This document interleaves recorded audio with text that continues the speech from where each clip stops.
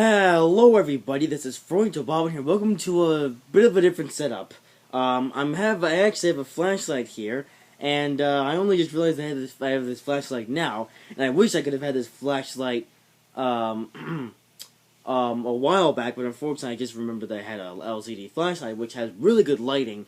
I kind of wish I could have used this before when the light decided to go up, but for some reason I didn't think to use this flashlight until now because I completely forgot I had it here until just recently. So anyways, today was the greatest day in all of racing. We had 3 races today: Monaco Grand Prix, Indy 500, and Coca-Cola 600. 3 races, and all of them were and I'll explain why. I'm gonna be reviewing all 3 races point by point because I saw all 3 of them. Like I have done for a couple years now. I did the same thing last year. I've done the same thing this year, and I will do the same thing for as always as I can. I'm not sure if I did this in 2016, but I don't know, whatever. I mean, maybe I did watch all 3 races in 2016. I just didn't do a race review of it because reasons. But anyways, let's start with the Monaco Grand Prix. It was meh at best, boring at worst. Monaco Grand Prix, I honestly didn't have that high expectations for the Monaco Grand Prix, and it just wasn't that good. I was really expecting the Monaco Grand Prix to just be up to standards as it was last year, and last year it was a fairly meh race, and I think the same can be said about this year. There were a few interesting overtakes and interesting moments in the Monaco Grand Prix, but ultimately, Daniel Ricciardo started on pole and basically led every single lap in the whole entire race. I was kind of hoping that Lewis Hamilton would win this race just because, but I guess Daniel Ricciardo had to win. But yeah, I guess at this point, all you have to do to win the Monaco Grand Prix is start on pole, and you're pretty much just guaranteed to win as long as you don't do anything stupid throughout the whole entire race. Just keep your car clean, don't let anybody pass you on the start, and you're pretty much good to go. Or at least that's going to be the case until they change the Formula 1 car so they have less downforce. Because apparently, the Formula 1 cars of the 2018 standard have way too much downforce. Yeah, I think Formula 1 now needs to lower the downforce on these cars like they've done in the NASCAR and IndyCar, but I'll get to that a bit later. But yeah, I think now the F1 cars have just way too much downforce. They're way too nimble. They need to be a bit harder to control, so we can at least have a bit of a more exciting race, but at the same time not make the F1 cars so they don't slide out all the time. But then again, that would be kind of silly because the F1 cars, they don't even race on ovals. They always race on road courses, for all 19 to 20 or 21 races of the season, depending on, obviously depending on how many races there are in the season, because it seems to change every year for Formula 1. I think last year there was only 20 races, and then the year before that there was only 19 races, or 21 races, and I'm not sure how many races there are this year, because I haven't paid very much attention to Formula 1 this year. I would have watched the season opener, the Australian Grand Prix. Unfortunately, I forgot that it was going to be a thing, and I forgot to record it, so unfortunately I never got to see the Australian Grand Prix this year, even though I was planning to do so. But for the remaining Formula 1 races this year, I do plan to watch the Belgium Grand Prix and the Abu Dhabi Grand Prix. Yeah, I want to watch the Spa race because Spa is one of the only good tracks remaining on the Formula 1 schedule, and Spa has become one of my favorite tracks in the world just because of how sweeping it is and how challenging Spa is. It's a really nice track to drive on in pretty much all racing games like Forza, Real Racing 3, just about any racing game that I can play on Spa. I really like Spa, and I'm not sure how good or bad the Formula 1 races are at Spa, but I'm curious to know, so I will be watching the Belgian Grand Prix if I can remember to do so. And of course, I'm also going to watch the season finale of Formula 1, which is going to be at the Abu Dhabi Grand Prix. But that race is going to be kind of boring, to say the least, because Yas Marina is a pretty bad circuit, but that's why we shouldn't race at Herman Tilke tracks, because Tilke is rubbish at designing racetracks. He's responsible for ruining Fuji Speedway. That's the track that triggers me the most. I hate the modern configuration of Fuji Speedway, and we should really revert back to the old Fuji Speedway that we had before it was reconfigured, and, Like, even as early as 2003, Fuji Speedway was still in its old configuration, but then they were like, nope, we're going to close the racetrack down for 2 years so we can reprofile it and make it completely rubbish. Yep. And of course, the only part of the racetrack that of Fuji Speedway that remains an alternate to front straightaway, but that's a rant for another day. So, that's the Monaco Grand Prix. Overall, meh race. I would put it on bad as a rating, I guess, if we're going to do this in Train Sim New Show style. If you watch the Train Sim New Show, you know what, you might know what I mean. You know what the rating system thingy-jiggy. Yeah, on the rating system, I would put it on as bad. So, yeah. And now, on to the Indy 500. I had high expectations for the Indianapolis 500 for the year, or for this race. Unfortunately, the race itself was not good.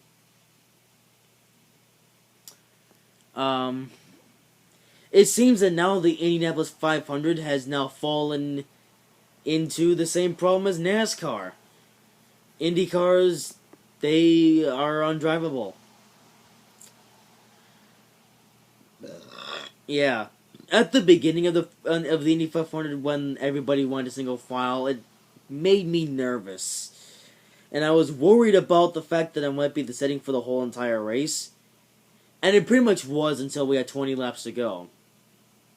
But for the majority of the race, Ed Carpenter seemed to lead most of the laps in the race. And for the most part, it was just single file. Nobody could pass each other. Everyone was just basically just sat in a position just so they wouldn't crash. Because it seems that now that they've introduced a brand new Indy car, it now has the same problem as NASCAR. It has too much downforce on the front of the car, and the rear end is not planted to the ground right, basically making the car uncontrollable. And if you go too fast, you'll just spin right out, which just happens to be the exact same problem with NASCAR with the current aero package that they have for the 2018 season.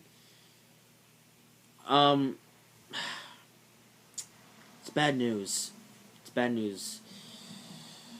So, it made the Indy 500 a very unentertaining race until 20 laps to go, but I'll get to that. There was some interesting moments throughout the Indy 500. Danica Patrick fittingly crashed. So, that's not the last time that we'll ever see Danica Patrick in a race car. But Danica Patrick will still be involved in the media and TV related stuff. So, even though we'll no longer be seeing Danica Patrick on the racetrack, we will still be seeing Danica Patrick on the TV and media and all that stuff like that. So Danica, she's not gone from the world as a whole. She'll still be here for decades to come. Some say that Danica paved the way for girls to be like, oh, I can do this, I can do that, even though that way was paved by a certain other female driver way back in the day. And Danica, she just never was a good driver. She did win that Twin Wing Motegi back in 2008, but only because she just happened to pull off a good fuel model strategy. But either way, again, that's the last time we'll ever see Danica on a racetrack. So Ed Carpenter led most of the laps in the Indy 500, but then he did something, and then the lead was taken by Tony Kanaan, which was something, I guess. And then it seemed with 50 laps to go, everybody was no longer relaxing, and they were now actually making passes and stuff.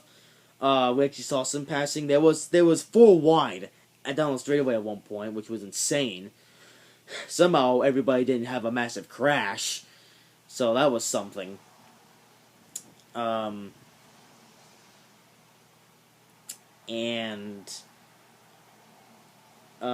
again, that was something, and then there was actually some battling and stuff like that. There was some passing. Simon Pagenaud was going fast and making passes and attempting to get up there in first place, and crashed at the end. Oh no, that was Helio Castroneves. Yeah, it was Castroneves actually. He's the one that he's the one that was in that neon yellow car and tried to go for the lid for it and then crashed. But even then, Helio Castroneves suffered the same fate later on in the race. So that's a thing. And then, on the restart with 6 laps to go, a couple drivers, I forget their names, on the restart made a pit stop. It's like, what? Why would you make a pit stop on the restart with 6 laps to go? Just why?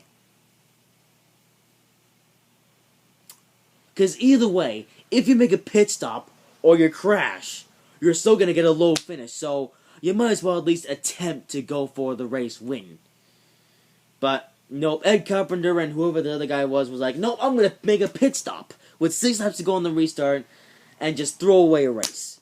Like, if I was in that position, if I was in a somewhat of a thingy-majiggy, I would just choose to go into the race because if I were to crash with some laps to go, at least I tried to win the race, you know? It's better than just going on a pit road and not even trying at all.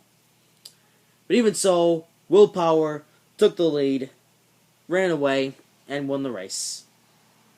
So Will Power, I think he's like the first Australian driver to win the Indy 500. I'm not sure if he's the first Australian driver, but I guess it was a good day for Australia. So that's something, I guess. And actually, my daddy, he was actually picking Will Power to win the Indy 500 because Will Power just happens to be the only driver in IndyCar that daddy really knows.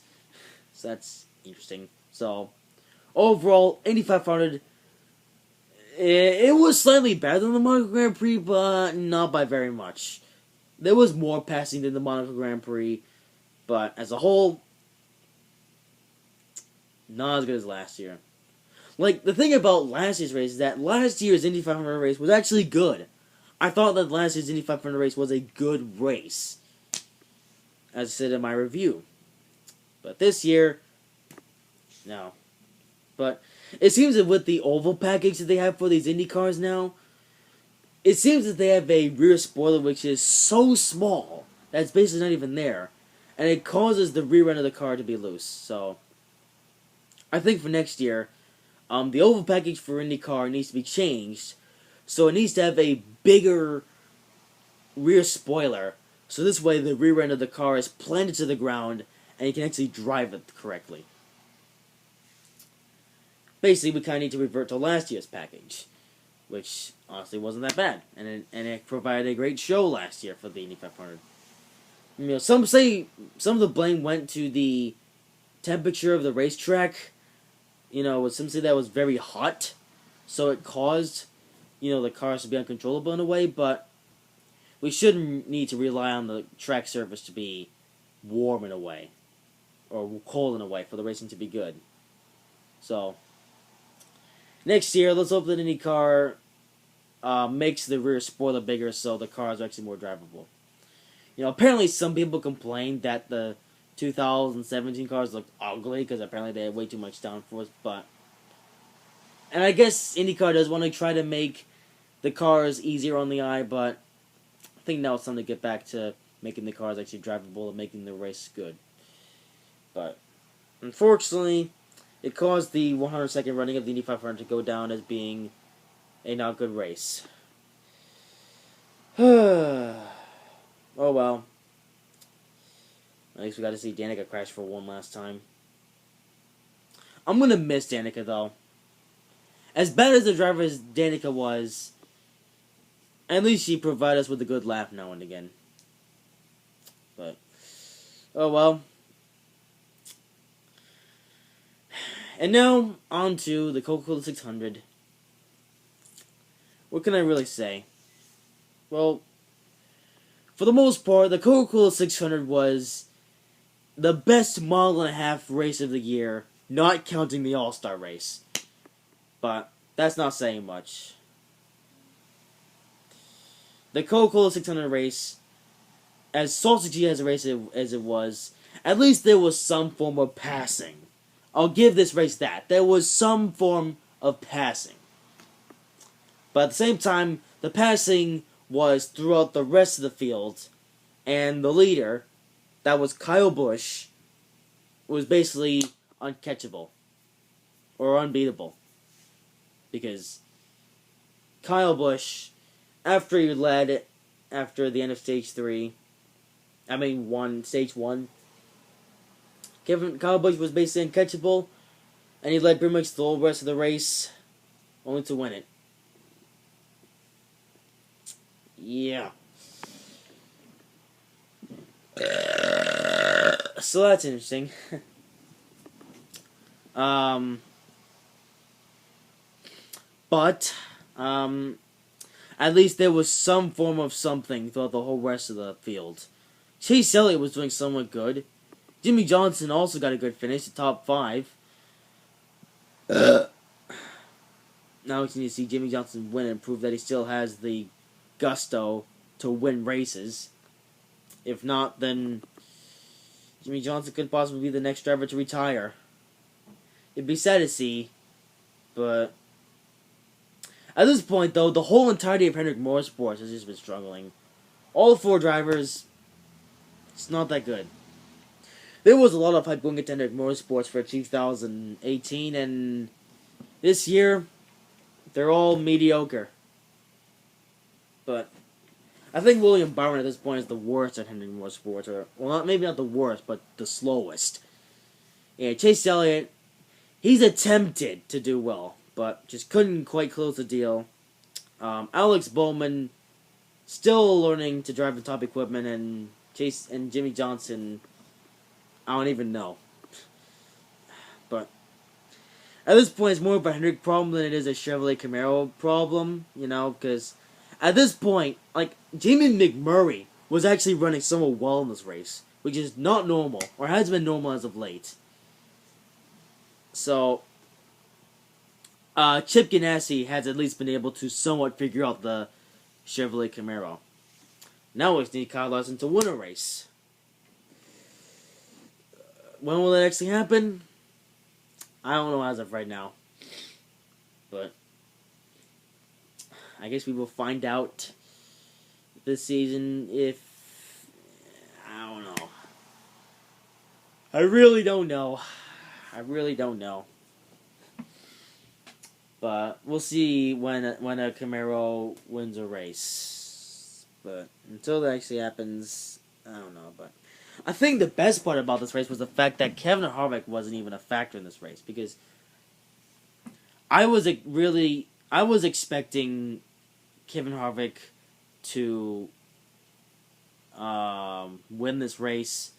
Kevin Harvick, he started back in 39th, but he made his way up to the field, only for his car to have problems and just crashed into the wall.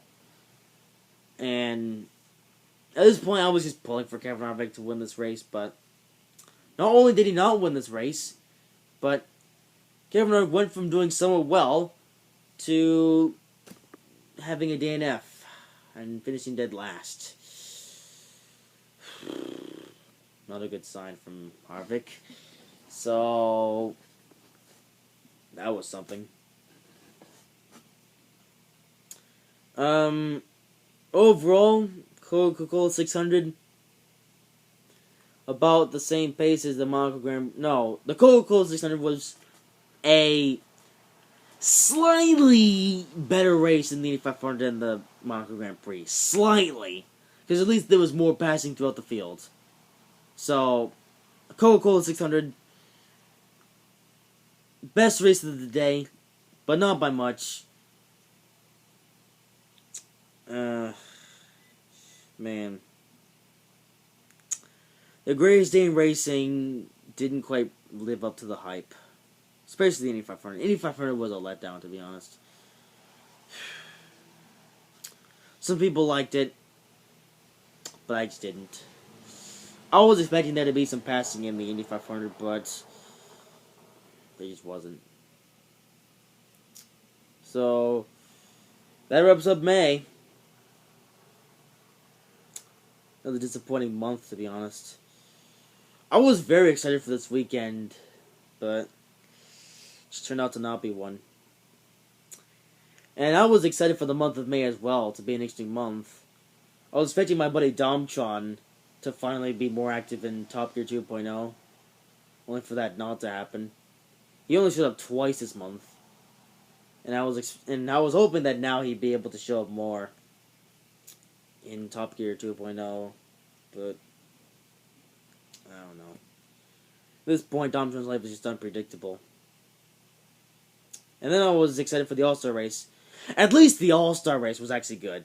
I like the All-Star race, but I think at this point the All-Star race is the only good thing that happened in May. Well, thankfully, up next is June. And June is going to be a good month. It's going to be the first something month of the year. Because June 10th, Forza Horizon 4 is going to be announced. And June 21st or 22nd, I get out of school. And thank goodness. Because I am sick and tired of this school year. Oh, man. It's going to be a month. But we still have until Friday. So we still have so it's still not May is over, but at least I have no school tomorrow, so, well, today, as of the time that I'm uploading this video, so I'll be able to do some stuff. I might record some more NASCAR E2 videos, and to be honest, that's about it, but, yeah. So I've dragged on this video for quite a while, but that's going to be the end of it. Hope you guys have enjoyed it. If you did, make sure to like, comment, and subscribe if you haven't already. That wraps up the month of May. Got some more videos coming out, but June should be interesting. See you then, guys. Bye-bye.